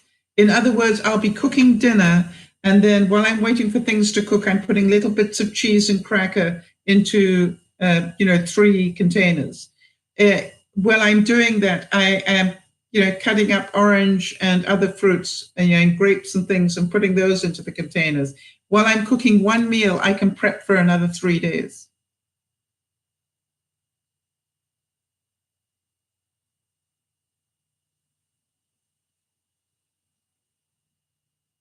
All right. So to me, this is like, you can do it. By the way, hold on one second.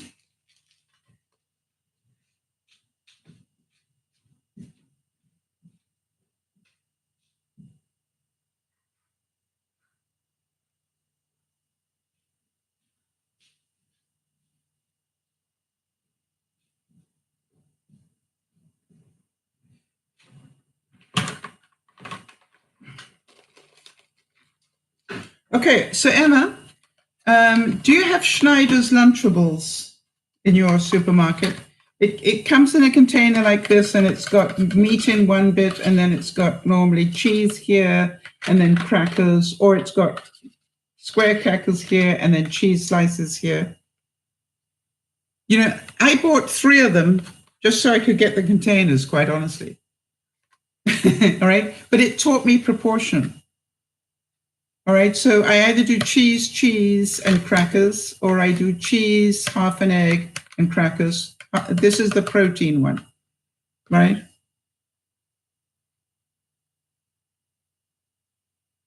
Yes. Here's what I always say, Emma, and you saw that if you read it in my blog, which is, if it's sweet, eat meat. All right. So meat being protein. Okay, you get these. So get yourself one of these to take to college every day. They're not that expensive. And then one week you actually buy them. The next week you've got them. It's really easy to fill them. Fill with rice crackers rather than wheat crackers, or fill with whole wheat crackers. I quite agree with you, Beth, but hear my logic here. My logic was not that Lunchables are good for you. My logic was, get the containers. She can give the lunch to her son.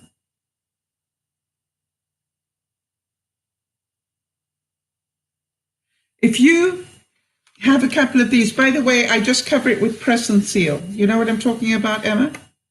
All right, Emma, the other thing is, yesterday I cooked some beef, all right?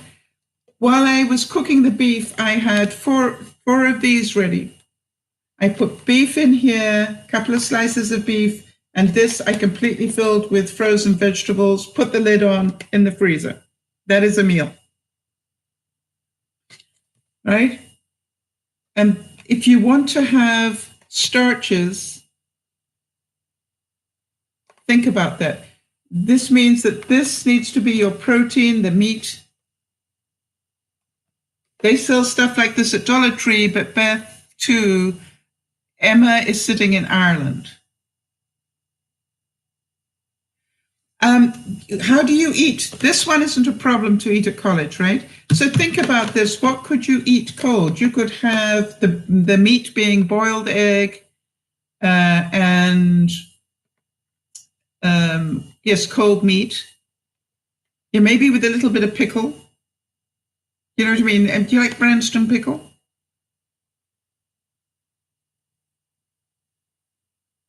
I just put a teaspoon of that. It makes me feel very decadent to have that. And then here I would put grapes and maybe half an avocado. Good fat. Why did I know that you love Branston pickle? But not very much of it because it has sugars. But, all right, listen, Emma, they taught me. Why wouldn't I teach you? So do you understand? This bit is your protein bit. and this is your vegetable bit. So in here, you can have carrots one day with hummus. Oh, by the way, peanut butter is your new best friend. You can have carrots with peanut butter in the protein side. All right. So I bought these on Amazon, and they're awesome. However, you can get, do you have a dollar store? I buy these in the dollar store. Actually, I originally bought them for my artwork, but here's what I do. I fill these up with snacks. I'm allowed rice cake and rice crackers, and there's certain things, nut thins. Jody, we really recommend the Blue Diamond rice thins, nut thins, Blue Diamond nut thins. I fill up a mixture of them. Okay. So that's portion control. So if I want to go and sit and watch television eating a snack, this is it. I don't take the bag. Not interested anymore. You can do this, Emma, if I can do it. And by the way, it's amazing how quickly your tastes change. You will find those nut thins are just worth it every time. So much tastier than you think.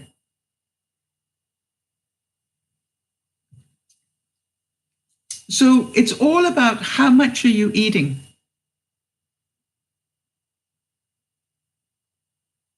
Fruit you're allowed, but fruit is sugar. You do know that, right, Em?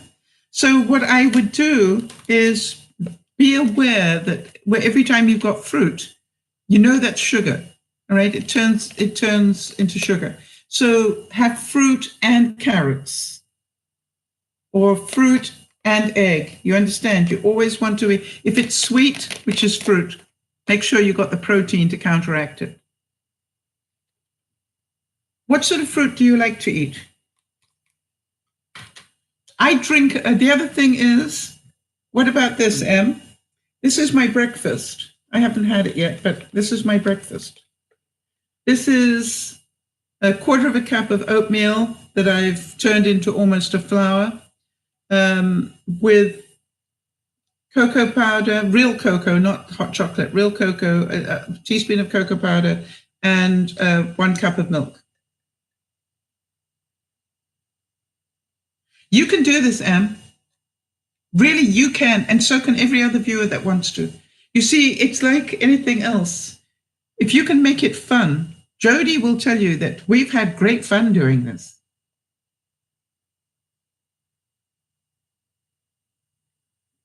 Jody is an encyclopedia of knowledge. Have you read the article that I've been writing in my blog page, Em?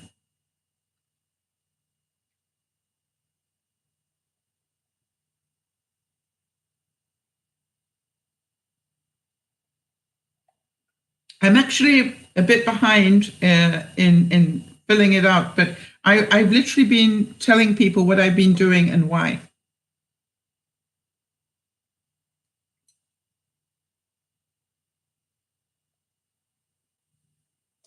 Emma's saying the butterfly cake in the fridge can stay there all night. I'm going to have string cheese. Yes. Getting out of the 2 slices of bread sandwich, yes, is an easy way to control your carbs. I actually really worked on controlling my carbs for the first month. I didn't worry about calories. I worried about carbs. Emma, are you part of our fitness club?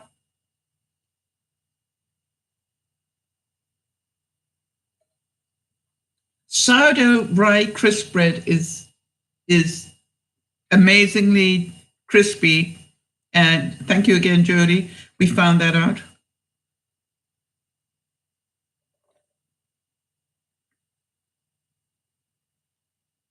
Now, I don't like salad that much, although I do have it about twice a week. So I find other ways of doing it. So Emma, if you're not part of our fitness club, maybe go back into doing that, turn the notifications off.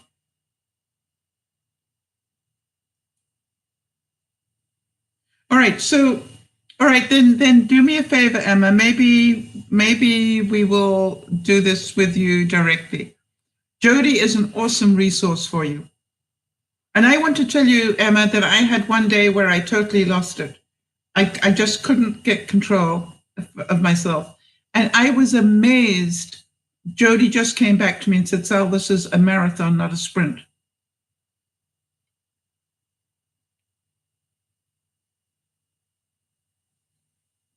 And so there are all these incredible things you can do if you want to. By the way, another trick that I do, is I will make sourdough French toast. You know, my French toast is about this big, and I will make 2, right? Because that's what I would normally have eaten. But then when I finish cooking it, this is the funny thing. When I finish cooking it, I will put one on a plate with a few grapes and maybe half an avocado sliced up.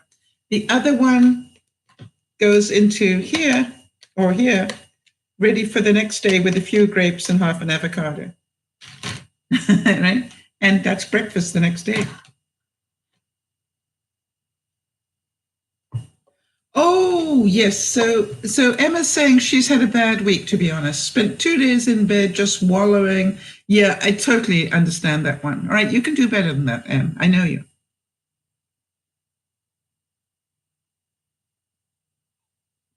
Well, I want to tell you something that I was amazed, Emma, when I went to the dietitian and had that discussion with the dietitian. She just sort of basically looked at me and said, wow, you've done all this in a month? And I'm going, yeah, I got good help. You know? But really, don't kid yourself, Em. I literally for a month just watched the carb and worked at keeping my carbs under 50%.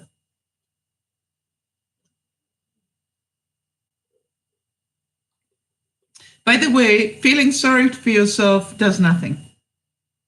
Right? Just makes you worse. You know that. Do something. I actually really enjoy my pre-prep time. By the way, look at, could you take breakfast to uni? In other words, mix this up. All right, no problem, Emma. I mix this up, and this is my breakfast. I drink it. All right? We love you too, Emma. Well done. If we can help one person every broadcast, it's a good broadcast. We did that. So before we go, let me find a couple of nice quotes for you. For those of you who are still with us. By the way, Beth, too, thank you so much for being here. We really appreciate your input. And please, we'd be happy to see you do that more often, and especially if I can find what I'm looking for. Okay, I need to look for it again. There we go. I love that Google saves your last search. How many of you would agree? Now, for those of you who are new to the broadcast, this is what I'm going to do. I'm going to put up, I'm going to talk a quote and then see what it brings up for you. And if you want to talk about it, just type away. You see persons and things not as they are, but as you are. All right. How many of you agree with that? That, it's amazing once you start working on yourself that you realize how much you try to control others, how much you got angry because people weren't doing it your way. It's just amazing to me how that works out. And so understand that we are constantly looking at the world through our lens, not through theirs. So if you want to live a happier life, ask more questions. And the way I say ask more questions is see if you can see the world a bit more through somebody else's eyes. I quite often say to people, hey, I've got to be quite honest with you. This doesn't make any sense to me from my eyes. From my brain isn't doing this. Explain to me why it makes sense to you, because that's what I want to learn. Do you understand that your life is a reflection of your thoughts? If you change your thinking, you change your life. All right? I changed my eating habits by changing my thinking. I didn't go on a diet. All right, so Beth too, we love this honesty, right? Beth too says often, I expect people to know my intention. My intentions mean nothing. My words and actions are what others know. Yes. And I quite often, if I watch people's body language, Beth, I watch people's body language more than I listen to their words and things. So if I'm talking to somebody and I see their body language change, I will actually go, oh, what did I do? And they go, what? Or I don't know, but I just said something and your body language changed. So what I want to know is, did I do something here? All right, because I literally, to me, it's like, it was never my intention to have that impact. I was twice or three times delayed this week, where we were in a hurry to do things and things got in the way, and I'm a time freak. I really like to be on time, and so each case, I literally, started to go into my own time freak. We're going to be late. We're going to be late, and I went, breathe. This is a lesson in letting go. And trusting that we will be there in the perfect time. And then also breathe. Maybe the reason we're running late is so we can miss an accident. Or that the traffic is already backed up and another 5 minutes will just mean that we go there easily. Do you understand? It's all about, what do I choose to do with my mind? The only difference between a good day and a bad day is your attitude. Jody, you've done such a good job on this one. And,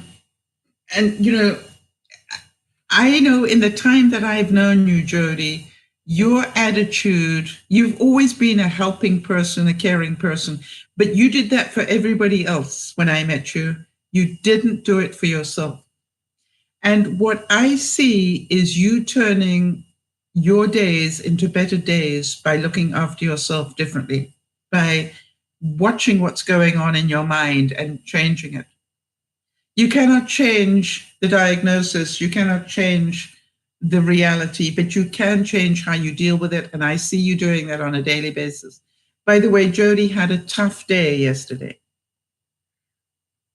And she now knows that she can talk about having a tough day and it's okay, right? It's not that you're having a bad day and that makes you a whiner. I think, Jody, you actually wrote at one point, I'm sorry to whine. That was, you're just having a tough day. And a tough day is no more or less relevant than a good day.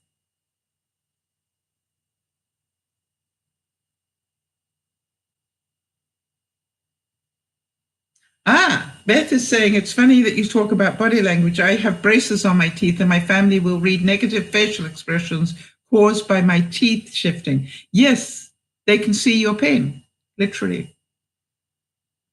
All right, so Jody's saying, thank you so much, Sal. You've made an immense difference in getting me on the path to thinking differently in your life. Do you know something, Jody?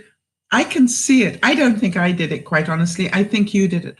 I think you did it, and you're teaching everybody around you, and I know that. This is about that you can make that bad day. And by the way, yesterday, I know what you would have said to me if I'd written to you and said, I'm really in pain today. I just know what you would say.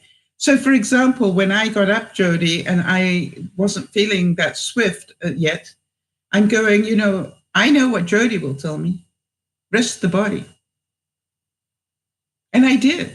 And I didn't feel guilty. And look at it, I was able to do a full broadcast. And so, to me, this is like, give yourself permission to be kind to yourself. It is astonishing how short a time it can take for very wonderful things to happen. I am now telling myself that, my speed really is the right speed for me. I might not do things, as we were saying, as quickly as some people. I might not be able to do things the way other people do them. That is okay. This is my way. And my way is okay. Jody, I know that when you need to go out, it's a major production, all right? You getting, out of your hospital bed, you getting to do whatever. Really important that you honor that. Yes, Beth. Beth's saying, I'm a member of the sleep police too. Do you know something, Beth, too? I report my sleep to Jody every morning because I knew that sleep was important to me. Jody, am I right in saying that when I started this, I was averaging about 5 hours sleep a night? And I'm now, and very little of that was deep. Very little of it was deep. I got to report, I don't think I told you, I just did over 6 hours yesterday, but over an hour of that 6 was deep sleep. That is amazing. By the way, Jody, I think you asked me how I was doing that. I have started putting piano music on as I go to bed, one of those looped ones. And I don't know whether it's the rhythm of that piano music that's doing it, but it does it way better than just the sounds of birds or waves. I found that piano music has really brought my deep sleep up to nearly an hour a night. That's got to be doing me good. Your perception of me is a reflection of you. My reaction to you is an awareness of me. Oh, Beth, I want to tell you something. I know how important accountability is. I don't know if you know, but we have a little group of people that are working on their fitness. And every day we report in, most of us are on trackers of some sort. We actually report in every day. And we can tell who's in control and who isn't by, are they actually putting those figures up every day? Because you have to be dedicated to putting the numbers in to be able to put those, that screenshot on every day. That's commitment. Now, I actually was away for 3 days and I didn't put a single figure up and I was fine with it. Because I think those people who are on the fitness group with me, that I put my figures up, just about every single day. So, Beth, if you are interested in joining that, let us know and we'll let you do that. What consumes your mind controls your life. You remember what I was saying about that viewer who was trying to change somebody else's actions? It was consuming her. She was so angry that this was allowed to happen. And I'm going, you need to let it go. This is an adult. You cannot control the adults. You can control children, but adults, you do not have the right to control them. That is her choice, her body, her whatever. But she's mentally not capable unless, is that by law or by your judgment? Mine and other people too. And I'm going, she is an adult. She is allowed to make her own decision. Unless the law has said that she can't, she is entitled to make her own decision. You understand, if she's not capable of making her own decision, then she will be, have a different situation going on. She might not be making the best decisions, but neither are you. That's what I say to people. Before you judge that other person, see it as a mirror. What is it that you're not controlling? If you don't like something, change it. All right. I didn't like my diabetes thing, so I'm changing it. If you can't change it then change the way you think about it. I am prepared to be diabetic if I can't change the sugar. What is it called, Jody? The sugar load. When they give me the sugar load test, I might never be able to control that again. But I can control my day-to-day. And that's what I'm interested in. I can control my A1C. I might not be able to control the sugar load. It's okay, says Beth, to remove toxic people from your life, even if you love them and even if they're your family. Absolutely. I actually have a very toxic person in my family, toxic to me, maybe not toxic to anybody else, but toxic to me. And I, choose not to deal with that person. I still, I'm still responsible for my own behavior. So I still do the Christmas and birthday card type things and stuff like that, but I do not have to talk to them on a regular basis at all. And that is my choice, because they are extremely controlling and extremely judgmental. And really, I don't need that in my life. Changing your perspective changes your experience. Jody, you changed your perception big time. Thinking positive thoughts will always empower you. Do you understand with that situation that we had about the university versus YouTube that Amel was talking about? Did you all see how I changed her mood? Right? If you remember, I didn't change her, I changed the way she saw it. She was seeing life as either or. Either I do YouTube or I go to university. What I did was say, do both. Right? I didn't ask her to change her love. Her love was to do YouTube. It may never be a career for her, but if that's what she thinks that she wants, it's okay to study it. All right? So this is not about changing. What I did, I hope, was give her some positive ways in which she could follow her dream, and those positive feelings will empower her. Look at Emma. All right? Emma didn't think that she could, make changes until I showed her. How many of you saw that she really brightened up when she saw visuals? Did you notice? Once I could show her how she could pre-prep, she got very excited about it. Right? She already had these, she knew how to get those, and she knew where to find these. So, it's like she could see that there was a way of doing it. And once she starts doing it, as you all know, the habit becomes your reality. She just switched in a heartbeat. You see, what she was overwhelmed with is, how do I do this? And it was interesting, Beth, too, right? That you saw these and your perception, rightly so, was this is loaded with sodium.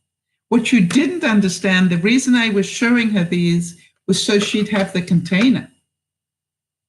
You see, the proportions are right for a snack. And I'm sure that once you got that, you realize, wait a minute, I understand what Sal's doing now. Right? This is, to me, this is my snack size. So, but I totally agree with you. The sodium it's loaded with sodium on those things. But what I did was I bought myself 3 of them, and I had them sort of one every other day, right? Because I knew they were bad on sodium. But I kept the containers. So thinking positive thoughts will empower you, as we demonstrated today. Do it enough and it will change your life. And I'd like to say something else. If you do it enough, you will not only change your life, but you'll change the life of those around you. Actually, this quote says, I woke up one day and decided I didn't want to feel like that anymore or ever again. So I changed. Just like that. And I must admit that Jody, I've got to be quite honest with you. When I was in that sweet shop with all the wonderful sweets that I love, the what do you call them? Jelly beans and all the licorice, and they had everything I love. I'm looking at it and I was thinking about you, Jody. You were on my shoulder I'm going, hey, Jody, look at that. That looks good, doesn't it? But not I want to eat it, Jody, just it looks good. Isn't it pretty? The colors are pretty, Jody. And I was talking to you. I know this sounds strange, Jody, but I was talking to you the whole way because I knew that you would understand if I bought some, but I wanted to show you in that moment. Isn't it funny? I wanted to show you that I could resist it. And I really didn't. have a moment where I didn't think I could. Yes, we can admire it, how pretty it was. By the way, it was sort of like, don't you love the way that they put this color next to this color? And that looks so pretty. And you know, Jody, if you could have heard my mind, I just want to thank you because you were right there with me and you were not judging me. And you actually said to me at one point, you know, as I was doing that, it's okay, Sal, if you want some, you know, it's a marathon, not a sprint. And I'm going, Jody, I thank you for that, but I really don't need it. I just really enjoyed the steak and fries. It was just like, and then I'm going, I did it. And I'm pretty sure that Benji must have been stunned. You know what I mean? He didn't say anything, but I got a feeling he probably was stunned. Miracles happen every day. Change your perception of what a miracle is, and you'll see them all around you. All right, so Beth too is saying, every single moment of every single day, we're affecting the lives of those around us. What we do, as well as what we fail to do or choose not to do, has an effect every moment, every decision. I totally agree. Well, Jody, you know, you're saying that you're so proud of me and that I bring tears to your eyes, but do you understand that you have been, you know, your help in changing the way I eat, you know, has been, you know, your help has been invaluable to me. Yeah, Beth is saying that I'm sure Benji is proud of you. You know, let me tell you something, Beth, too. I am proud of me, and that's what matters to me. You know, it's nice if Benji here is proud of me. But you know something? I am proud of me. Do you understand the difference? When I was able to not, I didn't feel like I was depriving myself. And I want you to understand that. I just stood there, looked at it and went, wow. I remember the days when I would have had an erotic experience in this store, you know, just looking at the candy and buying it. And I thought, I have managed to change that in a month or two. Don't you think that's amazing? Do I think I will ever eat a Mars bar again? Yeah, I think I will.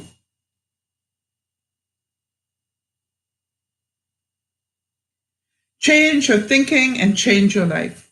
Your thoughts create your reality. Practice positive thinking.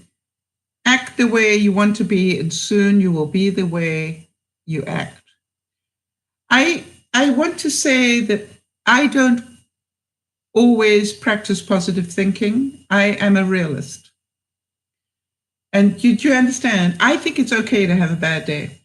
You know, when I say a bad day, not all days have to be rah, rah, rah, rah. You know, it's like some days I just need to be a little scared. Yes, I'm glad that you see that, Beth. That is most important thing, your self-worth. Right? That I'm proud of myself, right? My self-value is that what really matters. You don't deserve the judgment of any.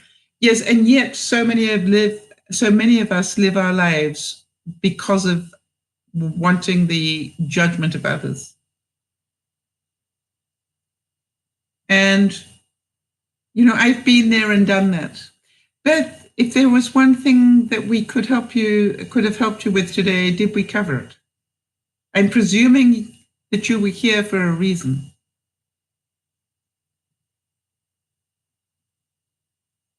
No matter where you are now, no matter what happened in your life, you can change your thoughts and change your life.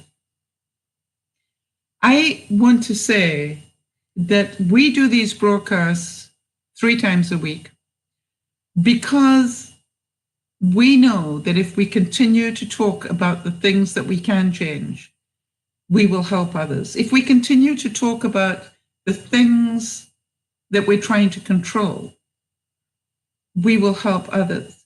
When we continue this work, we will continue to help one another, but most of all, we get to change ourselves. Because I am sure every one of you could relate to some of what Nyasha was saying, either in your past or in your reality. I am sure every one of you related to some of what Emma was talking about. I am certain that so many of you know people who have cancer or fibromyalgia or some other thing that is causing them some grief. Get out of your stuff and help them with theirs. That is unconditional love. It is okay to talk negative things with people who have a negative diagnosis. It doesn't mean that you are not being positive. It means you are helping them deal with it. That's what friends do. My judgment of my friends is I can tell them my truth. I don't need to be happy all the time with my friends. I can actually say the words, I am scared right now. Or that really messes with my brain. And my friends will go, that's okay. Tell me why. You see, when we care enough to do that, we will help one another. So it is okay that we don't all agree. It is okay that some of us will learn self-control a little slower than others. I believe that what I said during my last visit to the diabetes people, I said, you know, I really need to do this and learn how to do it so it works and it's not a diet. And they said, good, you know, we're pleased about that. I said, no, not just for me. Not just for me. You see, I have a wonderful group of people and some of them need to learn this too. Some of them already know it, but some need to learn it too. And you're quite right, Beth, too. She says, we have to learn, we don't have to, we may choose to. We have to learn to feel the pride that you felt walking out of that candy store, even if every other person on earth couldn't care less. We all have to learn not to live for the pleasure of others. I so agreed. I want to tell you, I think I floated out of that candy store, Beth. I didn't walk. I was so elated with my ability to resist the sugar. And I think it's a little victory every day that adds up to a battle won.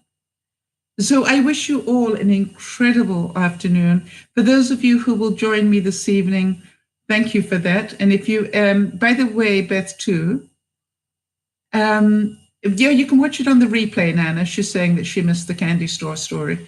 You can watch it on the replay. It was probably about half an hour back, I would think. So, Beth, too, if ever you want to know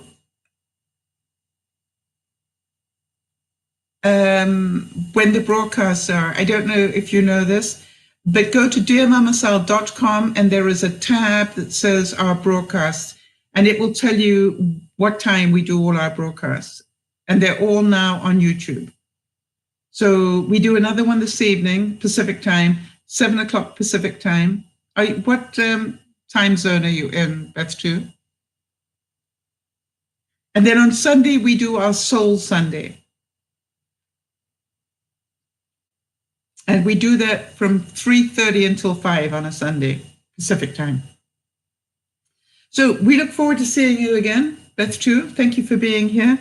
Thank you, Nana. Thank you, Jody. Thank you to everybody that popped in.